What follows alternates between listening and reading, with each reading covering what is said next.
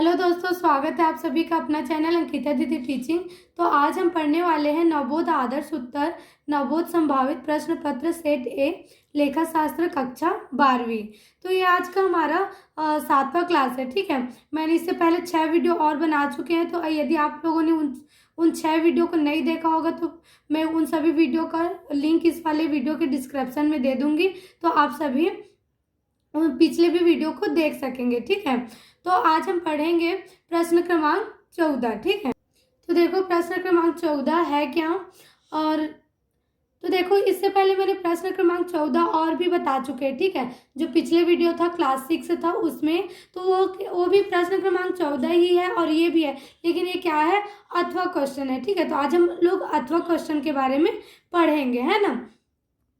तो देखो प्रश्न क्रमांक 14 बोल क्या रहा है, रमा और लता एक फर्म के साझेदार हैं जो 2:1 के अनुपात में लाभ हानि बांटते हैं। उनकी पूंजी क्रमशः 20,000 एवं 10,000 रुपये है।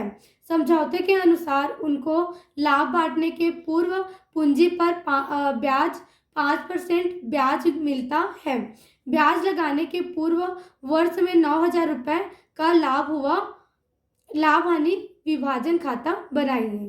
ठीक है, हमको कौन सा खाता बनाना है जी, लाभ हानि विभाजन खाता बनाना है। तो देखो एक बार और हम प्रश्न को आराम से पढ़ते हैं और फिर समझते हैं। ठीक है, फिर हल करेंगे। तो देखो प्रश्न क्या बोल रहा है, रमा और लता एक फर्म के साझेदार हैं। ठीक है, एक फर्म है जिसमें कौन कौन साझेदार है जी, रमा और लता है। ठीक है, और उन लोग को जो भी 2:1 के अनुपात में लाभ हानि बांटते हैं, मतलब उनको अपने फर्म से जो लाभ होता है या हानि होता है उसको कौन सा अनुपात में बांटते हैं जी, 2:1 के अनुपात में बांटते हैं। ठीक है, उनकी पूंजी क्रमशः 20,000 रुपये एवं 10,000 रुपये।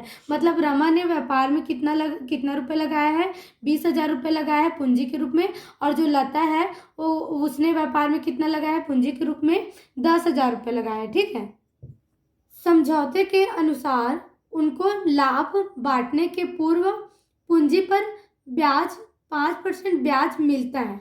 मतलब ना, उनको जो लाभ की राशि बांटना है, उस लाभ की राशि को बांटने से पहले उनको पूंजी पर कितना परसेंट ब्याज दिया जाता है जी, 5% ब्याज दिया जाता है। ठीक है, ब्याज लगाने के पूर्व वर्ष में 9,000 रुपये का लाभ हुआ।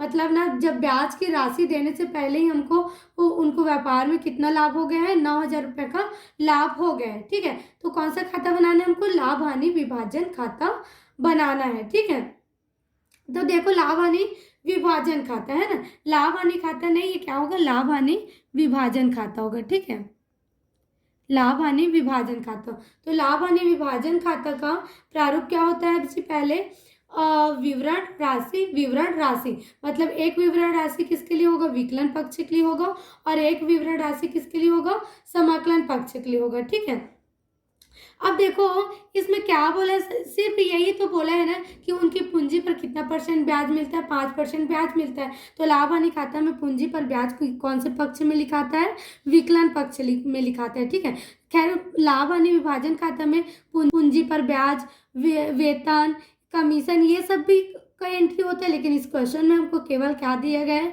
पूंजी पर ब्याज दिया गया है। ठीक है, तो केवल हम पूंजी पर ब्याज की गणना करेंगे। तो पूंजी पर ब्याज खाता से अब कितने साझेदार हैं जी, हमारे 2 साझेदार हैं, रमा और लता, तो दोनों को पूंजी पर ब्याज मिलेगा, तो रमा और लता हो गए। ठीक है, तो जो क्या बोलते हैं, अब पूंजी पर ब्याज की गणना करते हैं। ठीक है, तो देखो पूंजी पर ब्याज की गणना मतलब पूंजी पर ब्याज की गणना कैसे करनी है ना। तो पहली साझेदार कौन थी, रमा थी, है ना। तो रमा का पूंजी कितना है, 20,000 रुपये, है ना। रमा ने पूंजी के रूप में व्यापार में कितना लगाया है, 20,000 रुपये, तो 20,000 रुपये आ गया। इनको पूंजी पर कितना परसेंट ब्याज दिया जाएगा, 5%, तो 5 का 5 आ गया, और जो परसेंट रहता है उसका बट्टा में कितना आ जाता है, 100, तो 100 आ गया। ठीक है, अब देखो इस वाले जीरो से ये वाला जीरो कट गया, और इस वाले जीरो से ये वाला जीरो कट गया। ठीक है, अब नीचे का एक का तो कोई वैल्यू होता नहीं है, बच क्या गया हमारा 200 गुणा 5, है ना। तो 5 शून्य शून्य, 5 शून्य शून्य, और 5 दूनी 10। तो रमा को पूंजी पर कितना ब्याज मिलेगा, 1,000 रुपये मिलेगा। ठीक है, अब दूसरी साझेदार कौन थी, लता थी, है ना। तो लता ने कितना पूंजी लाया था व्यापार में, 10,000 रुपये लेके आया था, है ना। तो 10,000 रुपये आ गया, और उनको कितना परसेंट ब्याज मिलना था, 5%, तो 5/100 आ गया। ठीक है, अब ये दोनों जीरो से ये दोनों जीरो क्या हो जाएगा, कैंसिल हो जाएगा।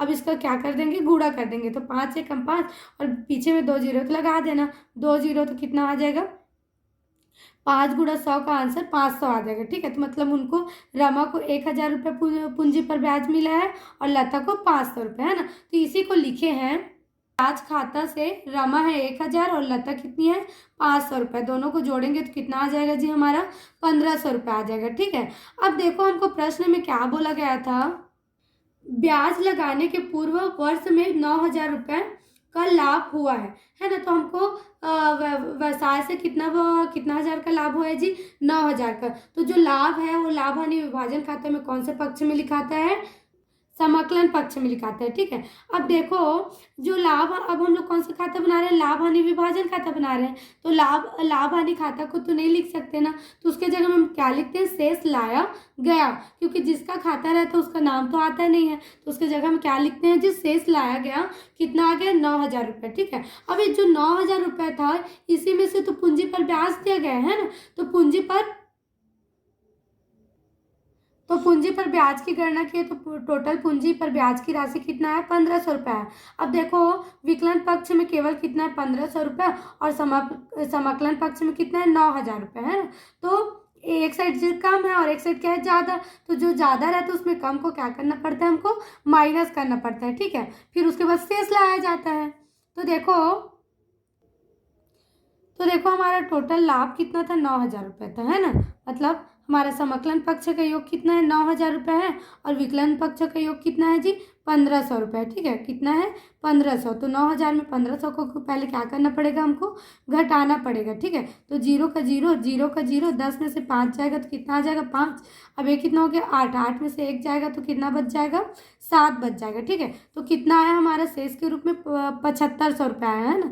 तो ये 7500 है ना, उसको शेष ले गए करके नहीं लिख सकते, क्योंकि ये कौन सा खाता बन रहा है, लाभ हानि विभाजन खाता बन रहा है। जो ये 7500 शेष का आया है ना, उसको दोनों साझेदारों के पूंजी खाते में क्या करेंगे, जो उनका अनुपात दिया गया है उस अनुपात में बांटेंगे। ठीक है, तो देखो एक बात और जान लो कि ना, यदि हमारा विकलन पक्ष का राशि कम आता है और समाकलन पक्ष का राशि ज़्यादा आता है ना, तो जो हमारा जो शेष की राशि होती है ना, वो विकलन पक्ष में आता है, वो क्या रहता है, हमारा लाभ रहता है। ठीक है, वो साझेदारों का क्या रहता है, लाभ रहता है ना। तो इसको क्या लिखते हैं, साझेदारों के पूंजी खाता से, ये नहीं शेष लाया गया लाभ नहीं लिखेंगे, इस जो लाभ की राशि को किस में बटेगा, जो साझेदार है उनके में बटेगा, इसलिए उसको क्या लिखा जाता है, साझेदारों के पूंजी खाता से रमा, पूंजी खाता से करके हेडिंग देना। ठीक है, फिर जो साझेदार है उनका क्या नाम है जी, रमा और लता। ठीक है, तो हमारा जो लाभ के रूप में अमाउंट है वो कितना है, 7500। अब ये 7500 को हम कौन से अनुपात में बांटेंगे, 2:1 में बांटेंगे। ठीक है, तब ये सब आंसर आएगा, लेकिन हम उसको लाए कैसे हैं उसको देख लेते हैं। ठीक है, तो देखो अब लाभ का विभाजन, मतलब भाई अब विकलन पक्ष में शेष आया है ना, तो वो क्या है, हमारा लाभ ही है। तो लाभ की राशि हमको कितना दिया गया था, 7500 रुपये आया है ना। अब 7500 को हम कौन सा अनुपात में बांटेंगे, 2:1 में बांटेंगे, है ना। तो पहला साझेदार कौन थी, रमा थी। ठीक है, तो रमा आ गया है ना। हमारा लाभ का राशि कितना है, 7500, तो 7500 आ गया है ना। गुणा हमारी जो रमा थी उनका अनुपात कौन सा था जी, 2 था। ठीक है, तो 2 आ गया, और 2:1 के अनुपात में बांटते हैं ना, तो 2 और 1 को जोड़ोगे तो कितना आ जाएगा, नीचे में 3 आ जाएगा। ठीक है, अब इसको हल कर लेते हैं, 3 1 कम 3, 3 दूनी 6, एक इसमें आ गया, 3 पंचे 15, 3 शून्य 0, 3 शून्य 0। अब कितना आ गया जी, 2500, और 2500 और 2 का गुणा करोगे तो कितना आ जाएगा आपका आंसर, 5000 रुपये आ जाएगा, है ना। मतलब रमा को व्यवसाय से लाभ के रूप में कितना मिलता है, 5000 रुपये मिलता है। अब देखते हैं लता को। ठीक है, तो लता का भी सेम ऐसे होगा, 7500 रुपये लाभ का है तो लाभ का आ जाएगा 7500 रुपये, और इसका अनुपात कितना था, तो एक था तो 1 आ जाएगा, और 2 और 1 को जोड़ेंगे तो कितना आ जाएगा, 3 आ जाएगा। ठीक है, तो 3 आ गया। अब देखो 3 1 का 3, 3 दूनी 6, और 1 इसमें आ गया, 3 पंचे 15 और 3 शून्य 0, तो 2500 1 2500 ही होगा ना। मतलब लता को कितना लाभ मिला, 2500 रुपये मिला। ठीक है, तो जो हमारा अब लाभ का तो विभाजन की गणना कर लिए। अब जो लाभ की राशि आया है उसको साझेदारों के पूंजी खाता से रमा और लता को क्या कर देंगे, लिख देंगे। रमा का कितना आया था 5,000 रुपये और लता का कितना आया था जी 2,500 रुपये। दोनों को जोड़ोगे तो कितना आ जाएगा 7,500 रुपये। अब ये 1,500 और 7,500 को आपस में जोड़ेंगे तो इसका भी योग कितना निकलेगा 9,000 निकलेगा, और इधर का तो 9,000 था तो इसका भी योग कितना आएगा 9,000 आएगा। ठीक है, यही आपका क्या हो गया, बन गया लाभ हानि विभाजन खाता। ठीक है, अब देखो प्रश्न क्रमांक 15। ठीक है, सुरेश और नरेश साझेदार हैं जो 3-2 के अनुपात में लाभ विभाजन करते हैं। वे महेश को साझेदारी के लाभ में 1/6 भाग के लिए प्रवेश देते हैं, जो ख्याति के लिए 18,000 रुपये नगद लाता है। निम्नलिखित दशाओं में ख्याति का लेखा करने के लिए पंजी प्रविष्टियां कीजिए। पहला क्या है, यदि महेश अपना भाग सुरेश से प्राप्त करता है, और दूसरा क्या है, यदि महेश अपना संपूर्ण भाग पुराने साझेदारों के बराबर पाता है। तो देखो एक बार और आराम से प्रश्न को पढ़ते हैं और समझते हैं। ठीक है, देखो क्या बोल रहा है, सुरेश और नरेश साझेदार हैं। ठीक है, जो 3-2 में लाभ विभाजन करते हैं, मतलब उनको व्यापार में जो भी लाभ होता होगा हानि होता होगा उसको कौन सा अनुपात में बांटते हैं जी 3-2 के अनुपात में बांटते हैं। ठीक है, वे महेश को साझेदारी में लाभ में 1/6 भाग के लिए प्रवेश देते हैं। मतलब सुरेश और नरेश पहले से साझेदार थे, अब उन्होंने क्या किया, महेश को भी अपना साझेदार बना रहे हैं, और कितना हिस्सा के लिए बना रहे हैं, साझेदार 1/6 भाग के लिए बना रहे हैं। ठीक है, जो ख्याति के लिए 18,000 रुपये नगद लाता है। ख्याति क्यों लाते हैं, जो व्यापार से होने वाला लाभ होता है उसमें हिस्सा प्राप्त करने के लिए कौन सी राशि लाई जाती है जी, ख्याति की राशि लाई जाती है। ठीक है, तो ख्याति के रूप में कितना लेके आया है, 18,000 रुपये लेके आया है महेश। ठीक है, अब क्या बोल रहा है, निम्नलिखित दशाओं में ख्याति का लेखा करने के लिए पंजी प्रविष्टियां कीजिए। केवल हमको जो पंजी प्रविष्टि करना है वो किससे रिलेटेड करना है, ख्याति से रिलेटेड करना है। ठीक है, तो ख्याति का लेखा करने के लिए पंजी प्रविष्टियां कीजिए। तो पहला हमको कंडीशन, हमको 2 कंडीशन दिया है। ठीक है, पहला कंडीशन क्या है, यदि महेश अपना भाग सुरेश से प्राप्त करता है, मतलब जो महेश को 1/6 भाग लाभ होने वाला है वो केवल किससे प्राप्त करता है, सुरेश से प्राप्त करता है, तब हमारा जनरल प्रविष्टि क्या होगा। और यदि महेश अपना संपूर्ण भाग पुराने साझेदारों के बराबर पाता है, मतलब ना अपना जितना भी भाग है वो दोनों साझेदारों से बराबर रूप में पाता है, तब उसका जनरल प्रविष्टि क्या होगा, इसको देखते हैं। ठीक है, देखो जनरल प्रविष्टि। ठीक है, हमको क्या करने के लिए बोला है जी, जनरल प्रविष्टि। तो जनरल प्रविष्टि का प्रारूप क्या होता है, दिनांक, विवरण, खाता पृष्ठ, विकलन राशि और समकलन राशि। जनरल प्रविष्टि बोला मतलब यही आपको प्रारूप बना देना है ना। तो देखो सबसे पहले हमको जो महेश है वो क्या लाता है, व्यापार के लिए रोकड़ लेके आ रहा है ना, ख्याति के लिए नगद लेके आता है। तो व्यापार में जब भी रोकड़ आता है तो क्या होता है, रोकड़ खाता विकलन होता है, इसलिए क्या हो गया, रोकड़ खाता विकलन। और हमको ये पहला कंडीशन क्या दिया गया है, यदि महेश अपना भाग सुरेश से प्राप्त करता है, मतलब जो महेश को हिस्सा मिलेगा ना वो किसके द्वारा मिलेगा जी, सुरेश से मिलेगा। ठीक है, तो यहाँ देने वाला व्यक्ति कौन हो गया, सुरेश हो गया। और हमेशा याद रखना जो देने वाला व्यक्ति होता है वो क्या होता है, समकलन होता है, इसलिए इसके समकलन का प्रविष्टि हो जाएगा सुरेश के पूंजी खाता से। ठीक है, व्यापार में रोकड़ है इसलिए रोकड़ खाता विकलन हो गया। अब ये रोकड़ के बदले में सुरेश क्या देगा, अपना हिस्सा दे देगा। तो जो देने वाला व्यक्ति होता है वो हमेशा क्या होता है जी, समकलन होता है, इसलिए सुरेश के पूंजी खाता से हो गया। ठीक है, और हमारा ख्याति का अमाउंट कितना था, 18,000 रुपये है ना। तो दोनों में रोकड़ खाता में भी कितना आ जाएगा, 18,000 रुपये आ जाएगा, और सुरेश के पूंजी खाता में भी कितना आ जाएगा, 18,000 रुपये आ जाएगा। ठीक है, और इसका नरेशन क्या हो जाएगा, संपूर्ण ख्याति राशि सुरेश के पूंजी खाता में आंतरिक करने पर। अब दूसरा कंडीशन क्या है, यदि महेश अपना संपूर्ण भाग पुराने साझेदारों के बराबर पाता है ना, मतलब जो महेश है ना वो अपना जो भी हिस्सा प्राप्त करेगा वो दोनों साझेदारों से प्राप्त करेगा। ठीक है, बराबर रूप में। तो उसका जनरल प्रविष्टि क्या हो जाएगा, रोकड़ खाता विकलन। ठीक है, देखो अब सुरेश पैसा लेके आया है, तो व्यापार में पैसा जब भी आता है वो क्या हो जाता है, रोकड़ खाता विकलन, तो रोकड़ खाता विकलन हो जाएगा। अब देखो ये रोकड़ के बदले में अपना हिस्सा देंगे कौन, सुरेश और नरेश दोनों मिलके देंगे ना।